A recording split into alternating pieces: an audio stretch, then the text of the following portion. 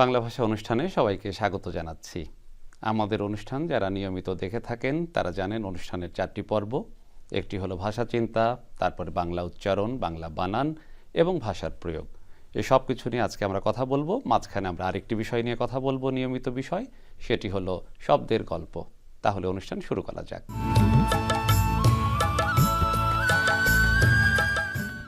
ভাষা চিন্তা অংশে আমাদের সঙ্গে কথা বলার জন্য আছেন বেগম রোকেয়া বিশ্ববিদ্যালয়ের বাংলা বিভাগের অধ্যাপক তুহিন ওয়াদুদ।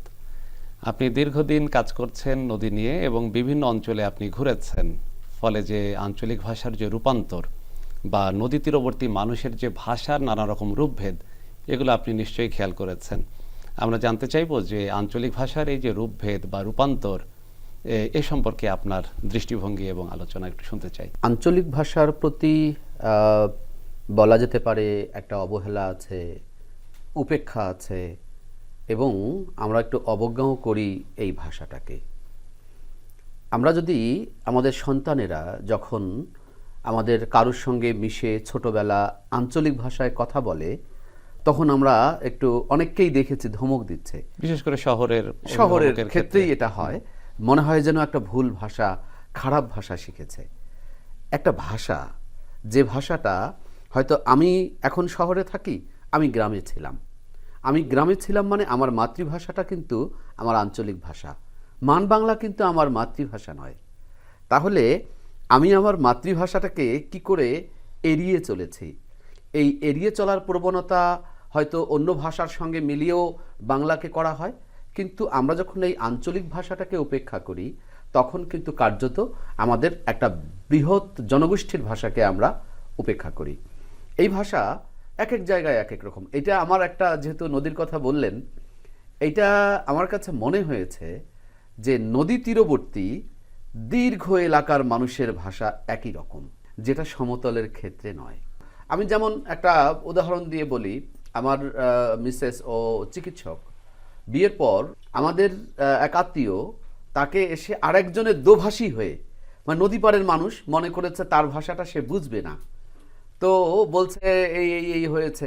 কিন্তু ওই রোগী যে কথাটা বলছে, রোগীর ভাষাটাই সে ভালো বুঝতে পারছে। কারণ আমি মনে করি যে ব্রহ্মপুত্র হয়ে, পদ্মা হয়ে যে ভাষা, সেই নদীর পাড়ের দীর্ঘ এলাকার ভাষা একরকম হওয়ার কারণে কুড়িগ্রামের নদী তীরবর্তী মানুষের ভাষা ফরিদপুর অঞ্চলের নদী তীরবর্তী মানুষ সহজে বুঝতে পারছে।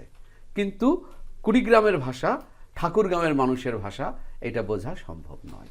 এটা তো বড় কারণ তো যোগাযোগ। এবং আপনি যেটা নদীর কথা বলছেন, নদী তীরবর্তী অঞ্চলে যে একই রকম থাকে বা বদলায় অল্প, এর কারণও তো নদীপথের যোগাযোগটা, এটাই প্রধান কারণ। এবং তাহলে যদি বলি যে ভবিষ্যতে এই যে বাংলাদেশের নদী যেমন কমে যাচ্ছে বা ভরাট হয়ে যাচ্ছে বা সংকীর্ণ হচ্ছে, এর সাথে কি আমরা বলতে পারবো যে ভাষার রূপান্তরের সম্ভাবনা আরো বেড়ে যেতে পারে? হ্যাঁ, ভাষার রূপান্তর ঘটেছে। আমাকে যদি বলেন যে সর্বশেষ কবে আমি অনেক মানুষকে একসাথে আঞ্চলিক ভাষায় কথা বলতে দেখেছি, আমি সর্বশেষ কয়েকজন বৃদ্ধ লোকের আঞ্চলিক ভাষায় কথা বলা শুনেছি। সেই তিস্তা একটা রেল স্টেশন আছে, রেল স্টেশনের পাশে একটা চায়ের দোকানে, তাও আজ থেকে 30 বছর আগে কয়েকজন বয়স্ক লোক একসাথে কথা বলছেন, যেই কথার মধ্যে আমার কাছে মনে হয়েছে একটাও মান বাংলা নেই। তা আমার মনে হয়েছে ওরা বোধহয় কোনোদিন টেলিভিশন দেখে নাই, কোনোদিন বোধহয় রেডিও শোনে নাই। এরকম একটা নিখাদ আঞ্চলিক। একটু কৌতূহলী হয়ে জিজ্ঞেস করি যে ওই মানুষগুলো যখন শহরের কোনো মানুষ বুঝতে পারে, তার সাথে যখন আলাপ করে, তারা কি সেই চেষ্টা করেন কিনা যে প্রমিত বাংলায় বা মান বাংলায় কথা বলার? এইটা একটা চেষ্টা তো হয়। এই চেষ্টা করতে গিয়ে আবার একটা বিকৃতি আছে, যেমন একটা নামকে আর এক রকম করে বলা। ধরা যাক রংপুর, এটা তো অম্পুর হয়ে যায়, এই আবার লালটা নাল হয়ে যায়। কিন্তু আবার কিছু কিছু শব্দ আছে যে শব্দগুলো হয়তো ঠিক উচ্চারণটা না করে আর একটা, মানে ওটাকেই মনে করছে যে এটা মান বাংলা। কিন্তু এখন সেটা কিছুটা কমেছে, কারণ সবাই এখন মুঠোফোনে এই সংলাপগুলো শোনে, নিজে না বলুক শুনতে থাকে। তো এখন একটা চায়ের দোকানেও একটা টেলিভিশন আছে। তবে এইটার ক্ষেত্রে আমি আরেকটা কথা বলতে চাই, সেটা খুবই গুরুত্বপূর্ণ। সেটা হচ্ছে যে গানের মধ্যে আঞ্চলিক ভাষার যে ব্যবহার, আপনি আমরা যেটা বলছি যে রূপ রূপান্তরের যে ব্যাপারটা, এটা রূপ রূপান্তরটা খুব পরিষ্কার বোঝা যায় গানে।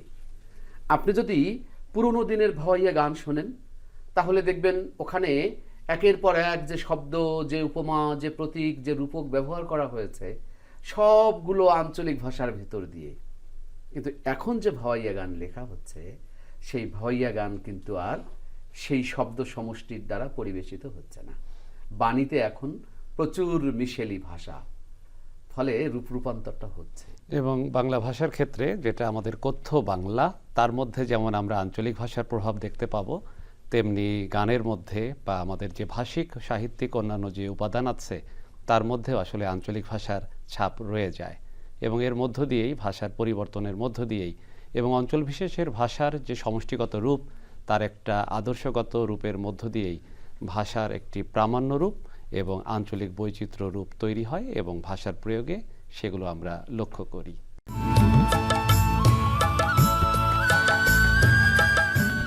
বাংলা উচ্চারণ নিয়ে কথা বলার জন্য আমাদের সঙ্গে আছেন আবৃত্তি প্রশিক্ষক এবং আবৃত্তি শিল্পী রূপশ্রী চক্রবর্তী। আপনার কাছে জানতে চাইব, যখন আমরা কথা বলি বা আবৃত্তি করতে চাই, তখন স্বরের ধারা বলে একটা ব্যাপার প্রশিক্ষণে শেখানো হয়ে থাকে। তা এই স্বরের ধারায় ব্যাপারটা আসলে কি, এবং যারা শিখতে চান তারা কিভাবে এতে অভ্যস্ত হতে পারেন? আমরা যখন শ্বাস গ্রহণ করি তখন আমাদের ফুসফুস ভরে ওঠে বাতাসে, এবং আমরা যখন শ্বাস ত্যাগ করি এই শ্বাস বায়ুটি আমাদের স্বরতন্ত্রীকে কাঁপিয়ে আমাদের বাক প্রত্যঙ্গের মাধ্যমে ধ্বনি উৎপন্ন করে। আর এই ধ্বনির প্রকাশটি আসলে স্বর। স্বর আমাদের আবৃত্তি শিল্পে, অভিনয় শিল্পে, এমনকি আমাদের ব্যক্তিগত জীবনেও অত্যন্ত গুরুত্বপূর্ণ যখন বক্তৃতা ভাষণ দেই আমরা, হ্যাঁ, এমনকি রাস্তার লেকচারেও তো আসলে ভূমিকা রাখে। স্বর আমাদেরকে শোনাতে হয় যাতে আমার স্বরটি আরেকজনের কাছে পৌঁছায়, তাহলেই কিন্তু স্বরের যথাযথ ব্যবহার আমরা বলতে পারি। স্বর মূলত 3 প্রকার, একটা হচ্ছে উদাত্ত, অনুদাত্ত এবং স্বরিত। মজার ব্যাপার হচ্ছে মানুষের এই যে স্বর 3টি রয়েছে, প্রধান স্বর, তার সঙ্গে কিন্তু হারমোনিয়ামের 3টি সপ্তকের অপূর্ব একটা সাদৃশ্য আমরা দেখি। যেমন হারমোনিয়ামে আছে উদারা, মুদারা, তারা। উদারা মানে সর্বনিম্নের যে স্তরটি। উদারাতে যখন আমরা কথা বলি সেটি আমাদের উদর থেকে নির্গত হয়, অর্থাৎ যে বাতাসটি আমরা গ্রহণ করি তা আমাদের ফুসফুস এবং কিছুটা আমাদের উদরে থাকে। গভীরভাবে শ্বাস নিয়ে আমরা যখন উচ্চারণ করি, মানে নিচু স্বরে যখন উচ্চারণ করি, তখন সেটিকে আমরা অনুদাত্ত বলি। তবে আমরা আলোচনার শুরুতেই উদাত্ত নিয়ে কথা বলতে চাই। উদাত্ত হচ্ছে সেটি যেটি আমাদের বিদ্রোহে, কলহে অথবা উত্তেজনায়, কোনো একটা আবেগে আমরা বলে থাকি। বিদ্রোহী কবিতার কথা আমাদের জাতীয় কবি কাজী নজরুল ইসলামের, বলবীর বল উন্নত মম শির, শির নেহারি আমারই নত শির ওই শিখর হিমাদ্রির। বিদ্রোহী কবিতায় আমরা কিন্তু উদাত্ত স্বরের ব্যবহারই বেশি দেখে থাকি, কিন্তু আমরা যখন অন্যান্য কবিতা আবৃত্তি করি আমরা দেখি যে আবৃত্তির বেশিরভাগ অংশে আমরা আসলে স্বরিত স্বর ব্যবহার করে থাকি। এই স্বরিত স্বর কোত্থেকে আসে? কণ্ঠ থেকে উৎপন্ন যে স্বর উচ্চারিত হচ্ছে, যে স্বরে আপনি আমি কথা বলি, আমাদের দৈনন্দিন কথা বলায় যে স্বরটি ব্যবহৃত হয় সেটিই হচ্ছে স্বরিত স্বর।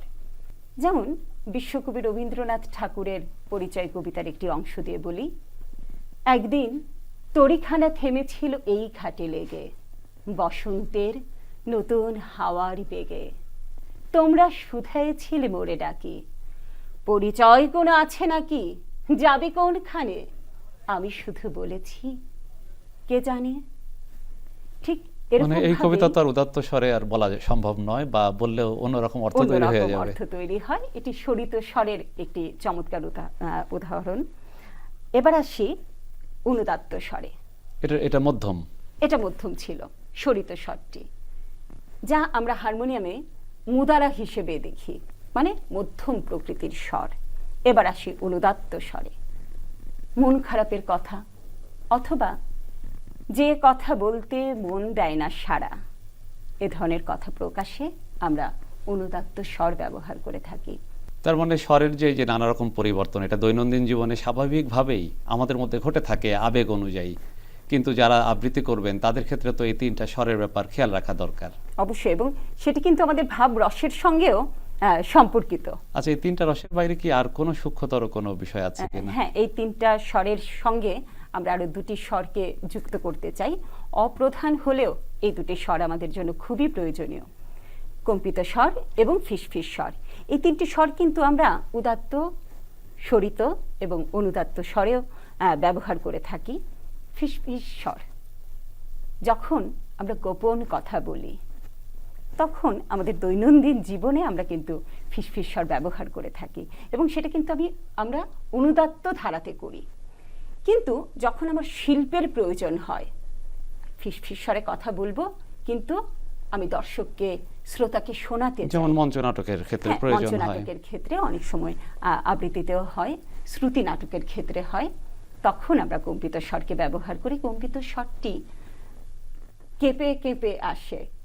কখনো যদি আমরা ভয়ের কিছু বলি সেটি হয়, কখনো যদি আমি শারীরিক অসুস্থতা বোঝাতে চাই তখনও আমরা এই স্বরের ব্যবহার করে থাকি। এবং এর মধ্য দিয়ে আসলে যারা আমাদের শ্রোতা আছেন, দর্শক আছেন, তারাও নিজেদের আবৃত্তি এবং কথোপকথনে এই স্বরের ব্যবহারের মধ্য দিয়ে তাদের উচ্চারণকে আরো বেশি পরিশীলিত করতে পারবেন বলে আশা করি।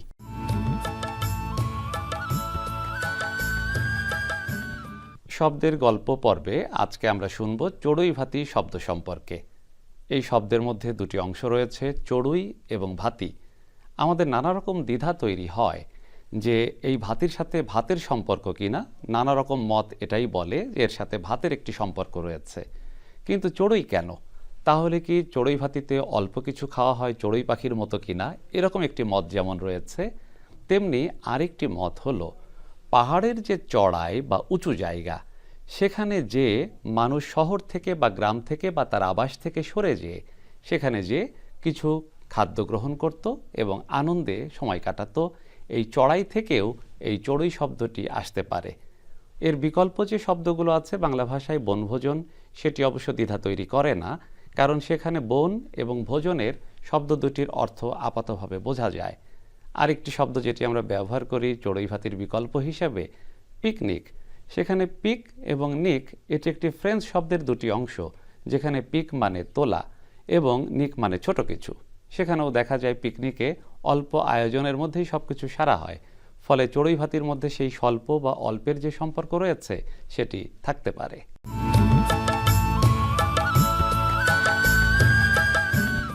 বাংলা বানান পর্বে কথা বলার জন্য আমাদের সঙ্গে আছেন কুমিল্লা বিশ্ববিদ্যালয়ের বাংলা বিভাগের অধ্যাপক আহমেদ মাওলা। আপনার কাছে জানতে চাইব যে বাংলা বানানে আমরা এখন প্রচুর হ্রস্ব-ই ব্যবহার করি এবং অনেক শব্দ যেগুলো আমরা দীর্ঘ-ই ব্যবহার করতাম একসময় সেগুলোও পরিবর্তিত হয়ে গেছে। এখন কোন সব শব্দে আমরা আসলে হ্রস্ব-ই ব্যবহার করব? সংস্কৃত ভাষায় আমরা দেখতে পাই যে হ্রস্বীকার এবং দীর্ঘিকারের যেই উচ্চারণ রীতি সেই অনুযায়ী বানান লিখিত হয়, কিন্তু বাংলা বানানে আমরা দেখতে পাব যে সেখানে বানান অনুযায়ী উচ্চারণ হয় না, উচ্চারণ অনুযায়ী বানান আমরা লিখি না। এবং যেটি আপনি বলছিলেন সংস্কৃত শব্দের বানান কিন্তু সবচেয়ে বেশি উচ্চারণমূলক বানানে লেখা হয় এই ভাষায়। উচ্চারণমূলক, হ্যাঁ, আপনি ঠিকই ধরেছেন সেটি। তো বাংলা বানানের ক্ষেত্রে এই সমস্যাটি হওয়ার কারণে, অর্থাৎ আমাদের মুখে আমরা কি বা ই উচ্চারণ করতে গিয়ে আমরা যে দীর্ঘতা এবং হ্রস্বতা এই দুটো আমরা রক্ষা করি না, ফলত আমাদের উচ্চারণ অনুযায়ী বানান লিখিত হয় না এবং হ্রস্বতা এবং দীর্ঘতা এই উচ্চারণের মধ্যে আমরা দেখতে পাই না। বাংলা বানান শ্রুতি নির্ভর নয়, বাংলা বানান হচ্ছে স্মৃতি নির্ভর। এটা হচ্ছে আমাদের মেইন পয়েন্ট। অর্থাৎ বাংলা বানানের ক্ষেত্রে আমরা সবসময় শ্রুতি নির্ভর করতে চাই, কিন্তু এটা আসলে শ্রুতি নির্ভর নয়, এটা হচ্ছে স্মৃতি নির্ভর। এবং বাংলা একাডেমির যে বানান রীতি আছে সেখানে বলা হচ্ছে একটা নিয়ম হলো যেসব শব্দে মানে তৎসম শব্দে দুই রকম বানানই দেখা যায়, হ্রস্ব-ই এবং দীর্ঘ-ই, সেসব আমি এই প্রসঙ্গটায় আসছিলাম যে আসলে যেসব ক্ষেত্রে হ্রস্ব-ই এবং দীর্ঘ-ই উভয় আমরা প্রচলিত দেখি, সেক্ষেত্রে হ্রস্ব-ইকার ব্যবহার, হ্রস্ব-ইকার ব্যবহারের কথা বলা হয়েছে বাংলা বানানে। বাংলা একাডেমির যে প্রমিত বানান আছে সেখানে এটা বলা হয়েছে। পৃথিবীর অন্য অন্য ভাষার দিকেও তাকালেও আমরা দেখতে পাবো যে বানান এবং উচ্চারণের মধ্যে অনেক পার্থক্য রয়েছে। রবীন্দ্রনাথ প্রথমে এটি লক্ষ্য করেছেন খুব বিস্ময়ের সঙ্গে যে আমরা যেভাবে উচ্চারণ করি সেভাবে আমরা লিখি না, আর যেভাবে লিখি সেভাবে উচ্চারণ করি না। সুতরাং যদি বানান এবং উচ্চারণের ক্ষেত্রে কোনো শব্দের বিভ্রাট ঘটে, তাহলে তার অর্থেরও বিপর্যয় ঘটে। আপনি যেটা বলেছেন যে বাংলা একাডেমির যে প্রমিত বানান, সেই বানানে বলা হয়েছে যে প্রথম নিয়ম যেটি, যে যেসব তৎসম শব্দে এবং অতৎসম শব্দে আমরা সাধারণত হ্রস্ব ইকার এবং দীর্ঘ ইকার ব্যবহার শুদ্ধ, সেসব ক্ষেত্রে হ্রস্ব ইকার ব্যবহারের কথা বলা হয়েছে। এবং আমরা সেই জন্য দেখি যে এখানে আমরা কিংবদন্তি, শ্রদ্ধাঞ্জলি, তরণী, ধরণী, বাড়ি, গাড়ি, শাড়ি, দাড়ি, পদবী, পল্লী, ভঙ্গি, পাঞ্জাবি, যুবতী, রচনাবলী, শ্রেণী, সূচি, সরণি, আরবি, ইংরেজি, জমিদারি, তরকারি, দাবি, নিচু, পাখি, বাঁশি, মাস্টারি, ডাক্তারি, সরকারি, দরকারি, সোনালি, রূপালি, হাতি, জাতি, দেশি, বিদেশি, বাঙালি ইত্যাদি শব্দ। এই শব্দগুলোর ক্ষেত্রে আমরা অনেক সময় দেখেছি বিভিন্ন বইতে যে দীর্ঘিকার এবং হ্রস্বইকার উভয় মানে প্রচলিত। সেই ক্ষেত্রে বলা হয়েছে এগুলোতে সবগুলোতে হ্রস্বইকার ব্যবহার। আগে আরেকটা ব্যাপার এখানে কাজ করা হতো, যেমন বাটিকা থেকে বাড়ি ধরে ওই বাটিকার হ্যাঁ, দীর্ঘইকার ওই যে একটা প্রভাব এটা ছিল। সংস্কৃত অনুসারী হওয়ার কারণে, তৎসম অনুসারী, অত সংস্কৃত বা তৎসম অনুসারী হওয়ার কারণে আমাদেরকে সেই সময় এটি ব্যবহার করা আপনি হয়েছে। রবীন্দ্রনাথের কথা বলছিলেন যে তিনি কিন্তু বানানকে অনেক বেশি উচ্চারণমূলক করার চেষ্টা হ্যাঁ, করেছেন। হ্যাঁ, সেটা উনি একক প্রচেষ্টা প্রথমে শুরু করেছিলেন, কিন্তু দেখা যাচ্ছে এটা ব্যক্তি প্রচেষ্টার ফসল নয়। এই কারণে তিনি এই বিষয়টাকে কলকাতা বিশ্ববিদ্যালয়কে দিয়েছেন এবং কলকাতা বিশ্ববিদ্যালয় 1936 সালে বা 37 সালে এটির একটি বাংলা বানানের সংস্কার করেন এবং সেখান থেকে মূলত আমাদের এখানে শুরু হয়। তৎসম শব্দের ক্ষেত্রে বলছিলেন, বিদেশি শব্দের ক্ষেত্রে আমাদের হ্রস্বই ব্যবহারের কোনো বাধ্যবাধকতা আছে কিনা? হ্যাঁ, সেটা হচ্ছে বিদেশি শব্দ, যেমন জাতিবাচক শব্দ কিংবা নামবাচক শব্দের ক্ষেত্রে আমরা দেখতে পাই যে সেগুলো অনেক সময় আমরা যেমন ইরানি, জাপানি কিংবা ইংরেজি এসব শব্দ ব্যবহারের ক্ষেত্রে আমরা দীর্ঘইকার ব্যবহার দীর্ঘদিন করে এসেছি, কিন্তু আমরা দেখা যায় ইংরেজি কিংবা জাপানি কিংবা জার্মানি এই শব্দটি ব্যবহার করার সময় মোটেই আমরা দীর্ঘ ই উচ্চারণ করছি না, আমরা উচ্চারণ করছি হ্রস্ব ই। সুতরাং এসব ক্ষেত্রে বাংলা একাডেমির যে প্রমিত বানান, সেখানে বলা হয়েছে যে বিদেশি শব্দের ক্ষেত্রে আমরা হ্রস্বইকার ব্যবহার করব। আবার কিছু শব্দ যেগুলো সংস্কৃত থেকে বা একটু তৎসম শব্দ পরিবর্তিত হয়ে আসে, যেগুলোকে আমরা তদ্ভব বলি, সেগুলোর বানানেও তো এখন প্রচুর তদ্ভব শব্দ, হ্রস্বই ব্যবহার অর্থাৎ করি।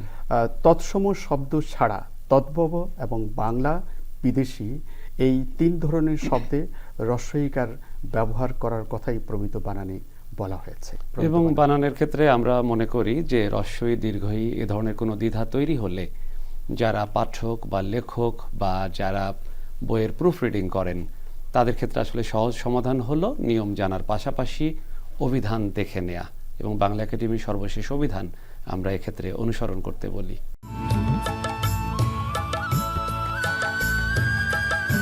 আমাদের সঙ্গে আছেন আন্তর্জাতিক মাতৃভাষা ইনস্টিটিউটের নির্বাহী প্রধান অধ্যাপক মোহাম্মদ আসাদুজ্জামান।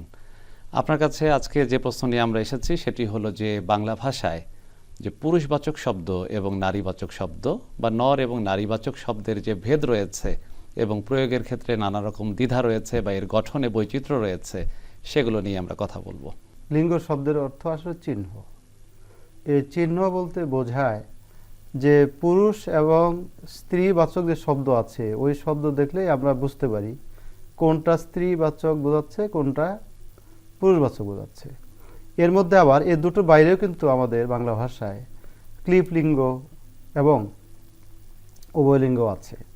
যেমন আমি যদি বলি যে ছেলে, তাহলে পরিষ্কার বোঝা যাবে এটা পুরুষ বা স্ত্রী লিঙ্গ হবে, পুরুষবাচক এটা বোঝা যাচ্ছে। আবার যদি আমি বলি যে মেয়ে, তাহলে এটা স্ত্রীবাচকতা প্রকাশ করে। কিন্তু একই সাথে যখন আমি বলবো যে সন্তান, শিশু, তখন তো আসলে কোনোটাই বোঝায় না। তো এইটা বোঝাতে আসলে উভয়লিঙ্গ ব্যবহৃত হয়। তারপরে আরেকটু ধরুন ক্লিপ লিঙ্গ বলতে আরেকটি লিঙ্গ আছে, যেটা অচেতন পদার্থকে বোঝায়, এই অর্থে আর কি। চেয়ার টেবিল বোঝাতে, দালান কোঠা বোঝাতে এই ধরনের লিঙ্গ ব্যবহৃত হয়। কাজেই এই যে বাংলা ভাষায় একটা স্বাতন্ত্র্য আছে অন্য ভাষা থেকে। প্রত্যেকটা ভাষার শব্দ গঠনের তো প্রক্রিয়া আছে, সেই প্রক্রিয়ার মধ্যে এটা বাংলা ভাষা একটা স্বাতন্ত্র্য, যে 4 প্রকার যে লিঙ্গভেদ এটা পরিষ্কার বুঝতে পারা যায়। এইটা কিন্তু অনেক ভাষাই এভাবে আপনি নির্ধারণ করতে পারবেন না। যেমন জার্মান ভাষায় যদি আপনি বলেন যে টেবিল, এখন বাংলা ভাষায় তো পরিষ্কার, টেবিল বুঝলেই আমরা বুঝবো যে তাহলে এটা ক্লিপ লিঙ্গ, কিন্তু এটা বোঝার কোনো সুযোগ নেই, কারণ এইখানে 3টা আর্টিকেল আছে, ডেয়ার, ডাস, ডি। এই 3টা আর্টিকেল দ্বারা বোঝানো হবে কোনটা ক্লিপলিঙ্গ, কোনটা পুল্লিঙ্গ, কোনটা স্ত্রীলিঙ্গ। অর্থাৎ এই ডেয়ার, ডিইআর, ডেয়ার যে শব্দটা, এই শব্দটা বা আর্টিকেলটা যদি কোনো শব্দের আগে বসে তাহলে সেইটা হবে পুল্লিঙ্গ। যেমন ডেয়ার মান, মান মানে ম্যান, তার মানে মানুষ। কিন্তু একই সাথে ডেয়ার টেবিল, তার মানে কি টেবিলটাও কিন্তু এই ভাষায় তাহলে পুল্লিঙ্গ হয়ে যাচ্ছে। আবার ডি, ডি মানে স্ত্রীলিঙ্গ অর্থে, দি ফুনস্টার, তো ফুনস্টার মানে হচ্ছে জানালা। তো এরকম আপনার লিঙ্গ প্রত্যেকটা মুখস্থ করতে হবে। যখন আমরা বলি যে বিশেষণ শব্দের আগে যুক্ত হয়, বিশেষের আগে বিশেষণ হিসেবে ব্যবহার হয়, তার কি ভেদের দরকার আছে কি না, এইখানে তো পরিষ্কার যে বিশেষ্য শব্দেরই শুধু আমাদের লিঙ্গভেদ হয়।